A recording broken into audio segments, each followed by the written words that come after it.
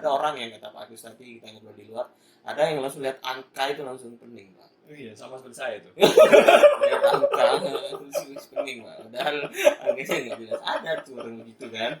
Ada orang yang imajinasinya otak kanan otak kiri kan ya Pak ya. Iya. Pak Agus lebih lebih kalau mau jujur nih lebih enjoy di mana nih? Sebenarnya dua-duanya.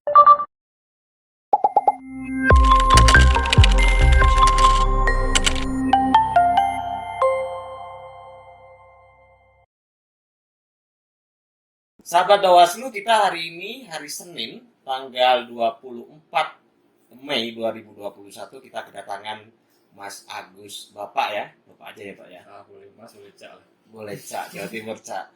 Cak Agus Saifuddin, Kepala Subbagian Pusat Data dan Informasi. Sebagai informasi tambahan bahwa hari ini berdasarkan SOTK yang baru bahwa PPID yang awalnya di Humas ternyata sekarang masuk di data informasi. Pusdatin. Selamat datang Pak Agus di Jawa Timur. Terima kasih atas Ya. sambutannya.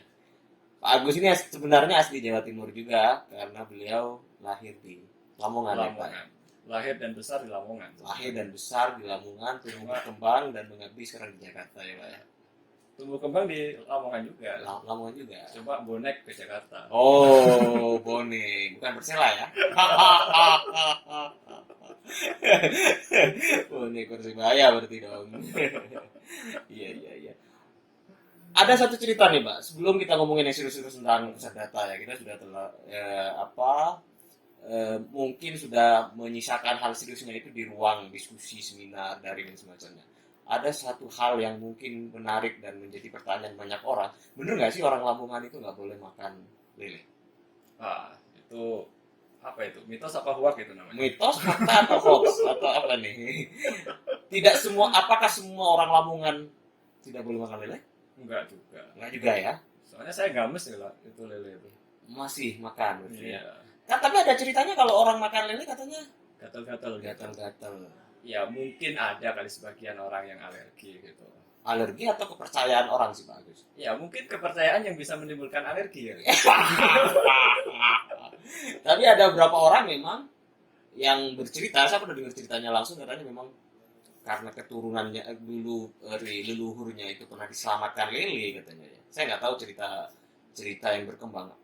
Itu katanya kalau makan jadi gatal-gatal dan semacamnya. Pak Agus bukan Ya. keturunan leluhur itu ya, bukan ya?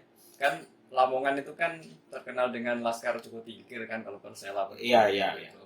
Nah, Joko Tinggi. Betul kita. Iya benar. Nah, memang konon katanya ya orang yang dulu diselamatkan itu Joko Tingkir itu keturunannya itu memang nggak boleh makan lele karena lele itu dulu itu yang menyelamatkan Joko Tingkir gitu. Jadi orang Lamongan ya mungkin daerah kerajaan sana kali ya itu memang nggak. Kalau saya kan daerah Pantura gitu. Jadi Siran ya. ya jadi ya masih bebas sih makan apa saja kecuali yang diharamkan. Wow, quote-nya penting banget Pak, kecuali yang diharamkan. Uang negara juga nggak boleh dimakan. Hanya babi dan hal ya Pak ya. Uang negara juga nggak boleh dimakan. Selain tentang fakta tentang lele yang tadi kita utarakan tentang itu mungkin mitos ya. Sekarang juga rame nih Pak di media sosial nih Pak. Bapak dulu kan humas juga ya, memperhatikan juga perkembangan mungkin apa yang terjadi di ruang sosial kita tentang Lord Rangga. Pernah dengar nggak Pak? Saya Belum begitu ya. Belum begitu ini. Dia ingin mengubah tatanan, bukan mengubah sih, ngobrolin tentang tatanan bumi. Kayak misalkan bener nggak sih salah satu quote-nya misalkan Amerika itu dibebaskan Banten. Berat juga ya. Itu masuk bercandaan atau bagian dari apa ya? Satu keseriusan atau hiburan aja sih menurut Pak Anu nih? Ya karena kan kita mungkin di ranah media sosial mungkin udah terlalu jenuh kali ya dengan hal-hal yang omongannya berat-berat semua gitu. Iya. Yang berat-berat seharusnya kan media sosial itu kan dibikin santai gitu. Tapi ternyata obrolan yang berat-berat itu juga masuk ke medsos gitu. Iya. Padahal medsos kan masuknya kan maksudnya penetrasinya itu sampai ke ruang kamar tidur gitu. Masa masih ngobrolin yang berat-berat gitu. Mungkin sebagai pelampiasan dari sana kali. Hiburan aja mungkin. Iya. Saya juga terpikir ketika US katanya uncel hiburan aja, dan itu tidak terlalu diserius karena netizen mungkin sudah punya pakar diri tentang literasinya itu mungkin ya Pak ya. Iya, tapi ya sayangnya kita kan tidak semua netizen di Indonesia kan seperti itu. Iya, iya, yang benar. disayangkan itu gitu. Iya, misalkan saya berapa kali mendengar perdebatan misalkan di media sosial itu tentang bubur itu diaduk atau langsung dilep gitu kan. Itu sebenarnya guyon ya, tapi kadang-kadang bapak-bapak itu nanggepinnya serius sampai terjadi perdebatan.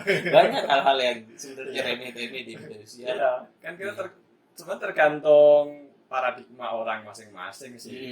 Mana hal berat menjadi ringan atau sebaliknya mana hal ringan menjadi diberat-beratkan kan. Iya, Ya tergantung kacamata masing-masing lah gitu. Kalau saya sih kalau bisa hal berat-berat itu kenapa sih nggak dibikin ringan-ringan aja Iya. gitu, biar enak makannya gitu kan. Iya benar. Ngomongin berat dan ringan nih, lebih berat mana nih? Dulu masih di Humas atau sekarang di Pusdatin? Kalau saya sama aja sih sebenarnya. Sama ya. Karena yang diurusin juga itu lagi gitu, masih terkait dengan infrastruktur dan media gitu, sama aja. Dulu di Humas juga saya megangnya ya infrastruktur dan media gitu. Karena mungkin waktu di Datin kan memang kekurangan SDM juga yang mengelola infrastruktur. Jadinya ya secara infrastruktur diserahkan juga ke Humas gitu. Oh Nah, gitu. Sekarang di Humas ya sama aja megang itu juga gitu. Gitu aja, yang dipegang sama aja, beda nama aja ya Pak Agus ya. Humas lembaga ini sebaiknya gimana sih Pak kalau menurut Pak Agus nih? Pak Agus nih. Ya kan namanya Humas itu kan istilahnya sebagai tempat orang melihat lembaga kita kan gitu. Jadi ya bagaimana lembaga kita itu bisa dilihat baik gitu di mata masyarakat gitu. Nah, Humas itu ya fungsinya ke sana gitu. Dan Datin yang menyiapkan datanya itu ya Pak ya, atau gimana nih? Ya, Datin kan kalau sekarang ya memang dari dulu sih Datin itu kan bekerja kan di latar belakang kan, di latar belakang. Jadi kita yang menyediakan hal-hal yang tidak tampak gitu kan. Iya, benar. Humas lah yang menampakkannya keluar gitu. Memolesnya keluar. Tapi Harus tanpa Datin ya Humas nggak bisa gitu. tanpa Datin Humas nggak bisa. Itu Iya. penting ya Pak. Pentingnya Datin di situ. Saya catat itu. Tapi sekarang ini sudah pindah ya Pak ya. Kalau kita matikan server kan website nggak bisa akses. Iya. Kita mau ngabarkan lewat mana? Bapak lebih punya kuasa ya di situ ya.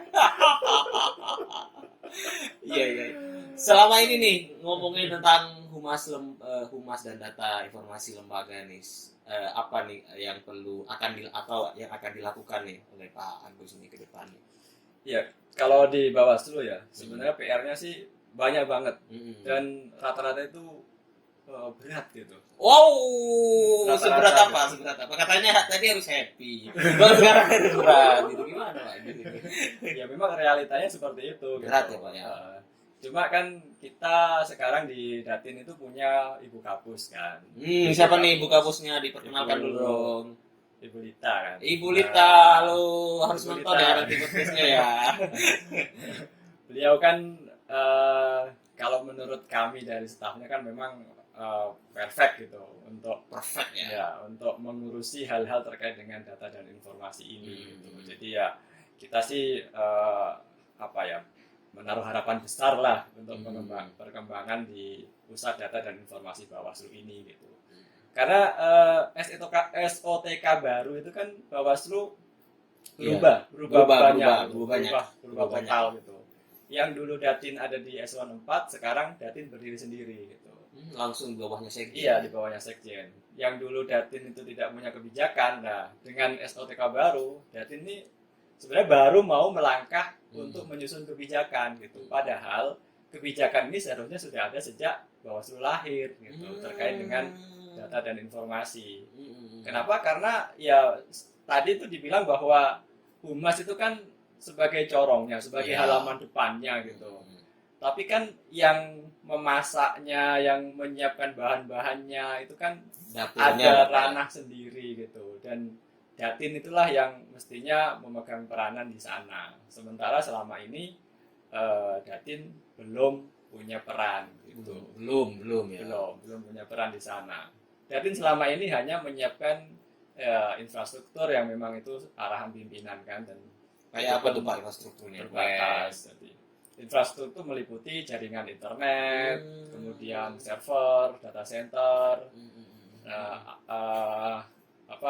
daleman-daleman aplikasi itu kan memang semuanya Iya, sudah daleman. diserahkan ke Datin sejak dulu gitu. Hmm. Cuma kan meskipun ada infrastruktur, tapi kalau nggak ada yang mengembangkan dari sisi halaman depannya kan nggak bisa Iya. jalan juga gitu. Penting kan. juga dong Iya. humas nih dong. Iya. Iya dong.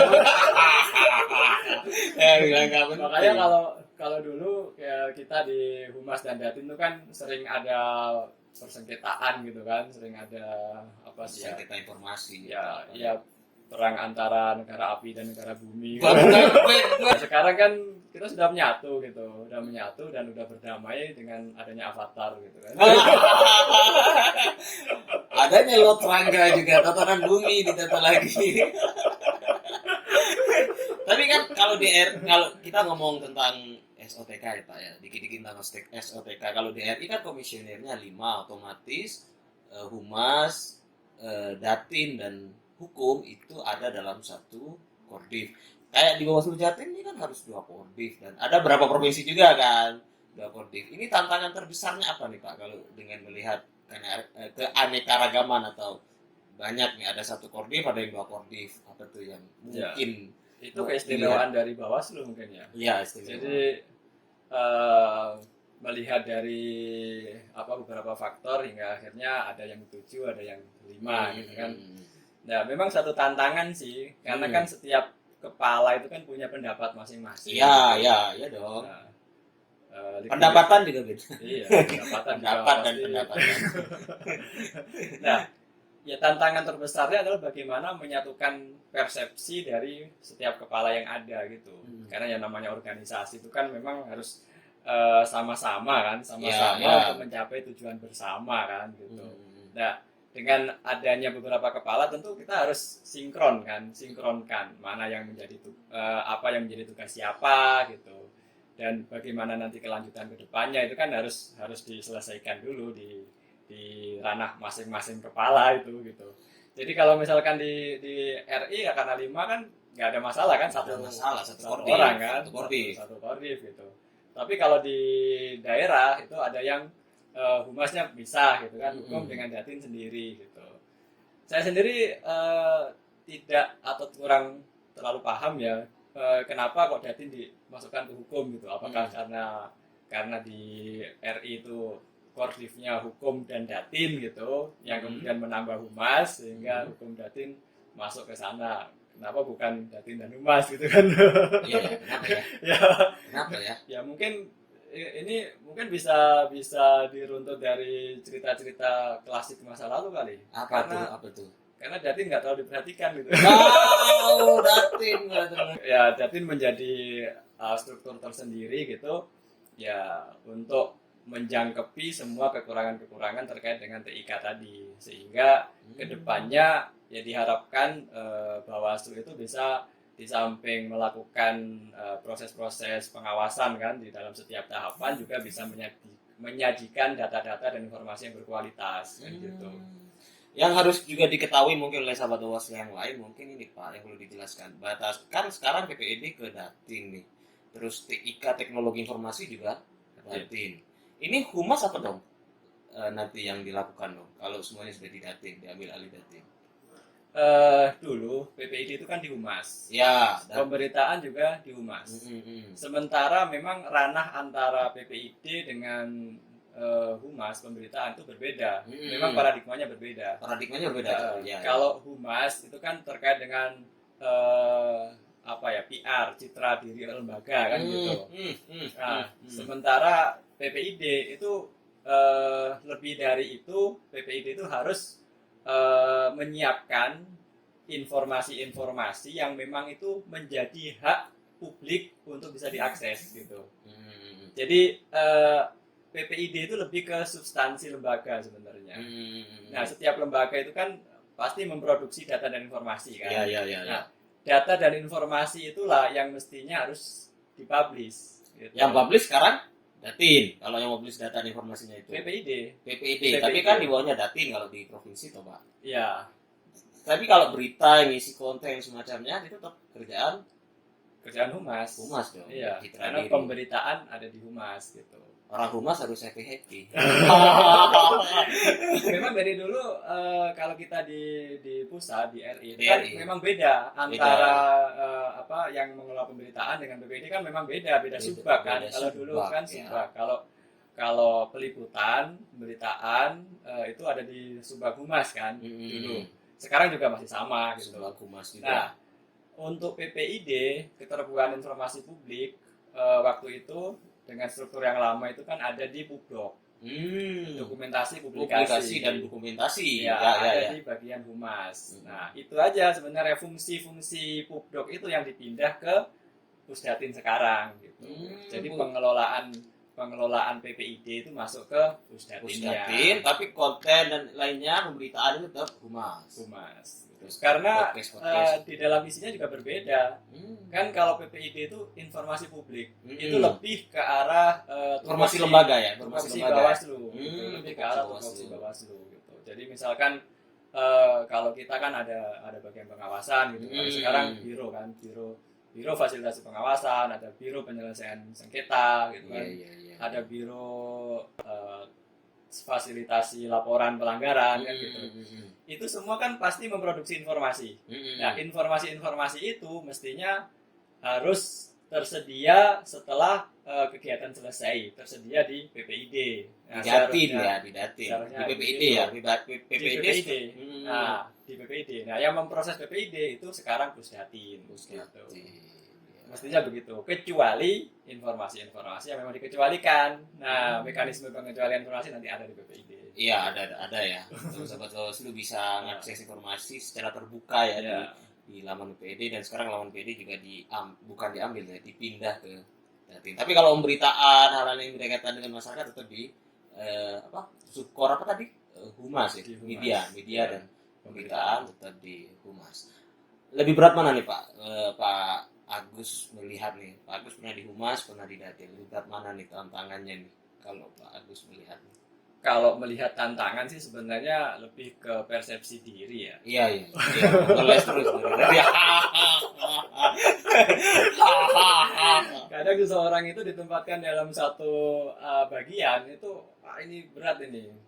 Ditempatkan di bagian lain ini ringan gini. Orang yang lain ditempatkan di sini ringan ini berat ini. Pak Agus sendiri lebih enak mana nih?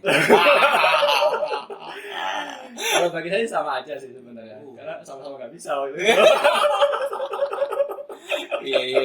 Tapi secara cara berpikir orang humas beda loh Pak ya dengan divisi yang memang beda. Serius. Ada orang yang kata Pak Agus tadi kita ngobrol di luar, ada yang langsung lihat angka itu langsung pening Pak. Oh iya, sama seperti saya itu. Lihat angka terus pening Pak. Padahal angkanya nggak jelas. Ada tuh orang begitu kan. Ada orang yang imajinasinya otak kanan otak kiri kan ya Pak ya. Iya. Pak Agus lebih kalau mau jujur nih lebih enjoy di mana nih? Sebenarnya dua-duanya nggak enjoy sih sebenarnya. Kalau jadi sekjen enjoy nggak? Ampun. Soalnya saya kan latar belakangnya bukan IT juga bukan humas kan. Iya. Latar belakang saya itu agama dan bahasa. Agama Pak? Iya. Jurusan apa dulu Pak, agama dan bahasa? Ya saya sebenarnya dari kecil di kultur keluarga dan lingkungan pendidikan itu ya agama semua, dari MI, MTS, MA. MA-nya bukan MA biasa, MAK lagi. Oh ya nyambung banget gitu. Iya. MAK kan nggak ada umumnya kan cuma PPKN, terus apa itu bahasa Indonesia, matematika gitu kan, bahasa Inggris gitu. Yang lainnya kan usul fikih, tafsir, mustalah hadis gitu kan. Mustalah hadis ya. Jadi nggak ada gitu. Nah, saya kenal dengan komputer itu kan baru lulus MAK aja. MAK dulu di pondok juga Pak. Iya, di lingkungan pondok pesantren. Pak. Jadi ya taunya ya, tapi karena kan sebenarnya ilmu-ilmu dunia itu kan mudah dipelajari gitu. Wah, ilmu dunia bos, mudah dipelajari bos. Itu quote penting itu. Ilmu dunia. Ilmu akhirat yang susah ya Pak ya. Jadi saya dulu itu punya prinsip gini, kita kan sebagai orang beragama gitu, mempelajari agama itu kan wajib kan, kewajiban kita. Kalau saya sih Islam kan, jadi mempelajari agama Islam itu suatu kewajiban gitu. Tapi mempelajari ilmu-ilmu dunia itu kebutuhan kita gitu. Bos, top sekali. Keluar ustadznya, Pak. Jadi karena kebutuhan ya sebatas kita butuh saja gitu, nggak terlalu berlebihan kan. Tapi kenapa Pak Agus malah masuk ke ini ya, ke Bawaslu ya? Ya mungkin gini kan, kalau Nabi itu kan pernah Iya. Iya, gimana Pak Agus? Nggak apa-apa. Jadi saya juga nggak paham sih sebenarnya. Gimana sabdanya Nabi? Ya karena itu sudah menjadi kalau Nabi kan bersabda kan, kulun muyasarun lima khuliqalahu gitu kan. Jadi ya setiap orang itu memang dimudahkan untuk apa dia nanti jadinya gitu kan. Gitu. Jadi kalau orang yang memang di set ini jadi miliarder nih, pasti gampang nyari duitnya, bahkan kesulitan untuk menghabiskan duit kan gitu. Iya, kan. kesulitan sekali. Itu kan cerita yang yang mungkin familiar kalau kita di sejarah Islam itu kan ada Abdurrahman bin Auf itu kan mau jadi miskin aja sulit kan gitu. Jadi miskin aja susah ya Pak ya. Jadi miskin aja susah gitu. Ya memang ada juga orang yang di set untuk menjadi ilmuwan gitu kan. Ilmuwan satu ilmu tertentu gitu. Kalau kita dalam literatur Islam mungkin ada namanya Imam Nawawi ya. Imam Nawawi itu kan umur berapa 7-10 tahun hafal Quran. Kemudian kalau kita baca buku-bukunya kan satu perpustakaan penuh dengan karangan beliau kan. Ya, walaupun beliau itu nggak lama kan, cuma 40 tahun usianya gitu. Tapi semua ilmu syariah itu beliau kuasai gitu. Iya, benar. Nah, ketika beliau mau berpindah ke ilmu yang lain gitu kan, beliau kan pernah mencoba juga di samping mempelajari syariah. Imam Nawawi itu pernah mau mencoba untuk mempelajari ilmu kedokteran gitu kan. Jadi dia mencoba membaca bukunya Ibnu Sina gitu kan, Ibnu Sina Al-Qanun Fiktif itu. Wow. Ternyata setelah dibaca baru sedikit gitu kepalanya udah pening gitu.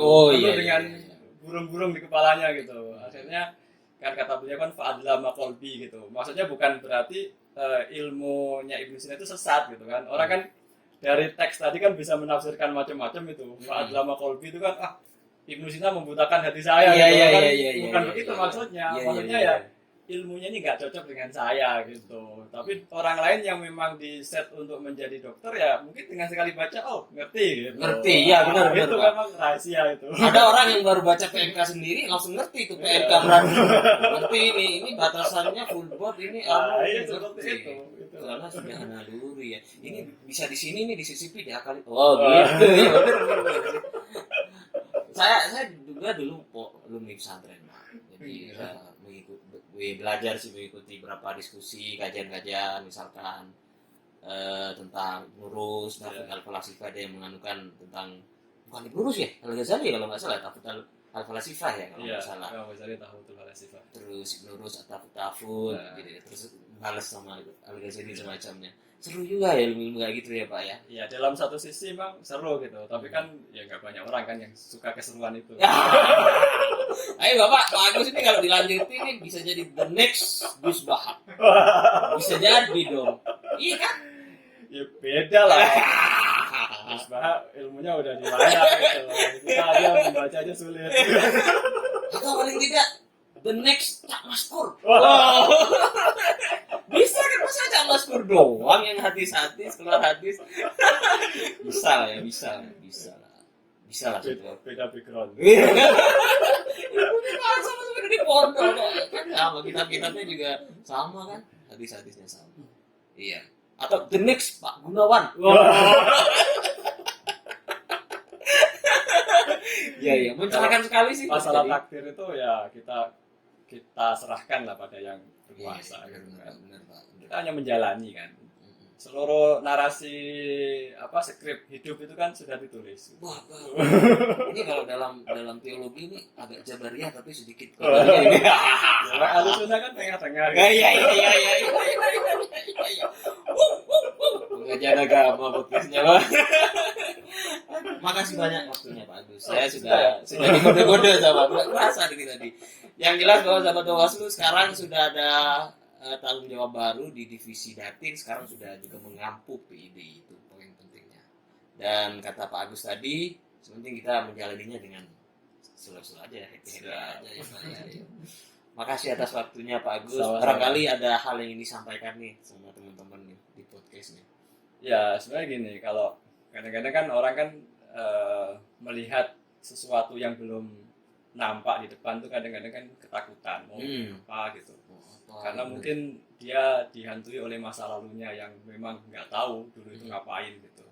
Tapi sebenarnya sih kita santai aja sih. Kita hanya perlu melihat apa yang kita kerjakan sekarang itu dengan fokus, dengan santai, dan yang pasti itu dinikmatin. Oh, dinikmatin itu yang penting. Jangan dirutin ya. Ya. Jangan menyederhanakan, jangan menyulitkan sesuatu yang sederhana. Kalau bisa menyederhanakan sesuatu yang sulit. Kira-kira begitu ya, Pak Agus. Makasih atas waktunya Pak Agus. Sama-sama. Kita semoga bisa ngobrol lagi dalam tema tentang kultum Ramadan. Oke, paling. Iya. The next Cak Maskur. Itu aja. Assalamualaikum warahmatullahi wabarakatuh.